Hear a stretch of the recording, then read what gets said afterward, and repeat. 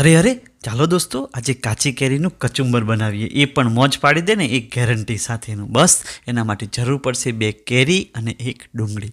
દોસ્તો આ કેરીને આપણે છોલી અને મસ્ત એવી છીણી લેવાની છે, પણ ધ્યાન રહે આ છીણ એકદમ મોટું હોય ને એવું પાડવાનું. સાથે ડુંગળીને પણ છીણી લેવાની છે અને પછી આપણે આ છીણ ઉપર મીઠું નાખી થોડું મસળવાનું, જેથી કરીને એનું પાણી વળશે. દોસ્તો આને કોટનના કપડામાં મસ્ત એવું નીચોવવાનું છે, એ પણ 2 થી 3 વખત પાણી નાખી અને આ બધું પાણી નીચોવી લેવાનું. અડધો કલાક રેસ્ટ થવા દેવાનું, જેથી બધું પાણી નીતરી જાય. અને પછી હવે વારો છે એની અંદર ડુંગળી જે છીણી છે ને એ એડ કરવાની. ગોળ એડ કરવાનો, સાથે શેકેલા જીરાનો પાવડર, તીખું મરચું અને શેકેલા તલ તો ખાસ. ત્યારબાદ મીઠું નાખી મિક્સ કરો અને પછી આ ચાર મસાલો નાખી બધું મિક્સ કરી દો અને છેલ્લે લીલા ધાણા નાખી સર્વિંગ માટે તૈયાર થઈ જાઓ. ફ્રેન્ડ્સ, અમારો પ્રયત્ન ગમે હોય તો લાઈક શેર જરૂર કરજો.